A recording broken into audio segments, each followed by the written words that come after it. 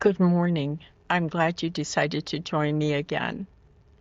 I want to talk with parents a little bit now about developing a family routine. I think we've known for quite a while that when children grow up with routine in their life and they know what to expect, they perform better at school and in their activities and are basically happier children. For us to have a routine, it kind of counters the chaos that we can run into in our lives. Not that we create it necessarily, but sometimes life can just get very hectic. So, what I want to focus on this time is sleep, because sleep is so important in our lives. And it's been said that most of us are sleep deprived. I can say that in my practice when I was talking to clients and sharing with them, it was amazing to me how little sleep so many people think they do well with. So what I want to do is, first of all, give us some guidelines about how much sleep we need. For toddlers in preschool, the time is 10 to 13 hours, and that includes naps. For school-age children, it's 9 to 12 hours. And for teens, it's 8 to 10 hours. These numbers will be adapted to your child and to yourself. You can ask yourself if you're getting enough sleep as a parent, because parents should be getting between 7 and 9 hours. So generally, we say 8 hours is a good night's sleep.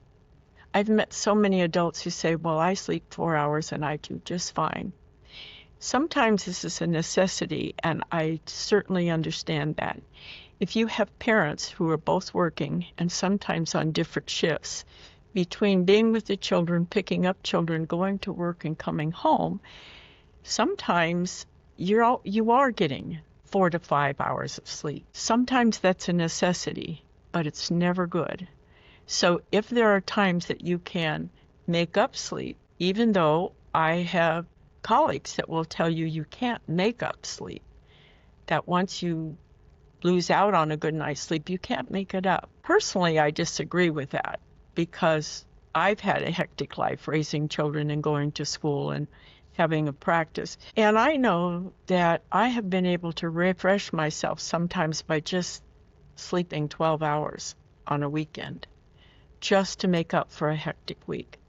But you need to adapt this to your body and your psyche and your brain. How does it work for you? Not only is sleep important because it's restful for us and we can recoup our energy, but it's also important, especially for children, because a lot of things happen in our brain when we're asleep. I think sometimes sleep is misunderstood, that we go to sleep and kind of pass out and our brain kind of goes to sleep and dies for the duration. And that's really not true. Our brain is very active during sleep. And one of the things it does is dreams. And when our brain is dreaming, that's very healthy for us. And there's so many things I could say about dreaming, since that was one of my focuses, my foci in school, but it's way too much to deal with here, so we'll talk about it later maybe. Especially for children, brains are still developing, and emotions and thought and study and learning, those are all dependent on a good night's sleep, especially in infants and in teenagers. Again, I believe because of the changes that take place in a teenager's brain, even though they don't take naps, sometimes they will just go to bed and sleep for a long time because they feel the need for that. I remember when I was raising teenagers, I was really surprised at how long they would sleep on a Saturday morning if they could, if they didn't have an activity. It was not unusual for them to go to sleep around 10 at night and wake up at noon the next day. And I would just wonder, why were they sleeping so long? And then I understood about all the changes that the brain makes when our children are teenagers and how important it is for them to get enough sleep. Today, our teens have so many activities that when they get home, they want to be on their phone. They want to contact their friends. They want to stay up late and watch television or do their games. But some of that is unhealthy because instead of their brains resting and refreshing, their brains are being used. And some of the gaming that they do is pretty complicated. And they're thinking and keeping alert and staying awake, not just awake, but alert awake. Their brains really need to be resting. One of the things that I have found and I recommend is that in order for everybody in the house to relax and go to sleep, there needs to be a zone, a time between all the chaos that goes on, getting dinner, eating dinner, cleaning up, getting homework done, taking care of household chores that probably need done, especially if you have both parents working. There's so many things I don't even need to tell you. It's really hard to find a time to just settle down, but it's very important that we do. And I recommend somewhere around 8 o'clock that everything starts slowing down. The work is done. Sometimes you put clothes in the laundry, in the wash, and put them in the dryer in the morning. You just can't keep going until midnight. So I recommend that music gets quiet or off. Phones are put in a local place, usually away from bedrooms. Everybody's phone, parents and children. Everybody begins to settle down. Somewhere around between 9 and 10 o'clock, everybody goes to sleep. Now, for toddlers, I recommend it's more like 8:30. And if that's what you do every night, they don't complain and scream because that's what we do. And I put you to bed and then I go to bed. And you just make it very clear, this is what we do. Our lives have changed so much with teenagers having rooms that have televisions and their computer and their gaming and all of their things in their bedroom. Bedrooms have become a place for socializing and for playing games, watching television, all kinds of things that keep us awake and keep us active and moving and doing. At one time, bedrooms were to sleep in, period. And if you had brothers and you're a guy, you probably slept in the boys' room.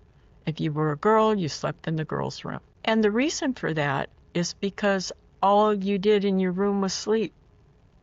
You watched television with the family in the living room. Today we often have TV rooms or family rooms or dens or whatever you call them, great rooms. But sometimes we have beautiful televisions in those rooms, but kids and teenagers are in their room with their door closed. That's not really a good way for us to do it, but that's how things have evolved. I think it's very good if all of the technology goes off. If you want to watch a late night show and you're going to stop at your bedtime, I think there's nothing wrong with that. At a certain time in your home, everything should go off as far as the children are concerned. No phones, no television. Homework should be done. And you start quiet. You start a quiet time. I even had a rule when my children were growing that after 8 o'clock, nobody could say the word mom because kids were tired. They had a long day. I had a long day. And I would hear them say, Mom, tell her to get out of my room. Mom, make him do this. Mom, make him be quiet. And I just said, nobody can say the word mom after 8. I'm done. I'm tired. I'm going to start relaxing. And that's what you guys need to do as well. You can go in your room. You can play your guitars. You can read a book. You can do your homework. But you just need to stop talking. This is a quiet time, and I don't want to hear the word mom. That worked for a little while, and it was really good. But then my youngest decided that he didn't need to call me mom, that he just called me Patty Ann. So then it was Patty Ann. But it was funny, and we all laughed, and it was, but that was such a good thing because it made everybody just be quiet because what they were saying wasn't important. It was a lot of whining, and because they're tired, they needed to go to bed and go to sleep. When people go to sleep well and have a good night's sleep, we tend to get up nicer in the morning. For families, mornings can be very chaotic. Everybody going to school, sometimes at different times, parents going to work and/or school. Getting breakfast and being together is sometimes more chaotic than it is fun. When we had enough sleep and we wake up in a good mood, it's different. We can wake up laughing and we can sit together and have breakfast, as hurried as that might be. But it's really important that we get that sleep, that we have times in our home where we turn off the electronics, that we quiet down, and we have time to think.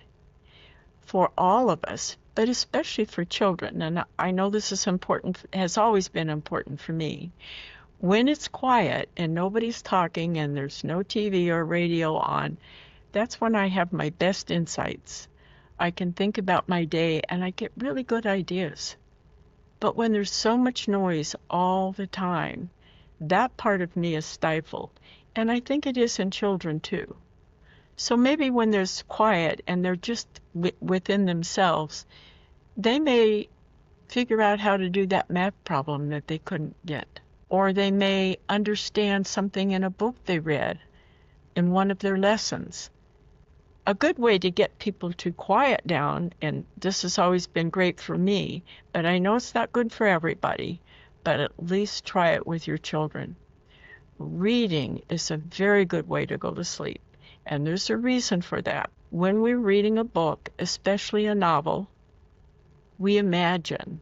We imagine the characters, we imagine the scenery, we imagine the whole environment and the plot, and when that part of our brain is awake, that imagination quickly slips into dreaming mode.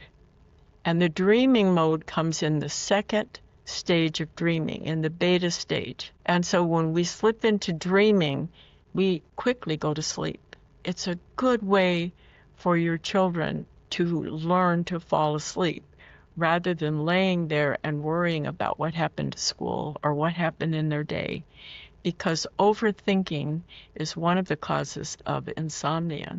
So I'm going to give you some more, I think, good guidelines for creating a family routine, but I really want you to start with this one. I really want you to get the feeling of parents having a good night's sleep and everybody waking up in the morning fresh and happy and ready to start their day. So I hope this was helpful. I love your comments and I love your subscriptions. I look forward to us being together again soon.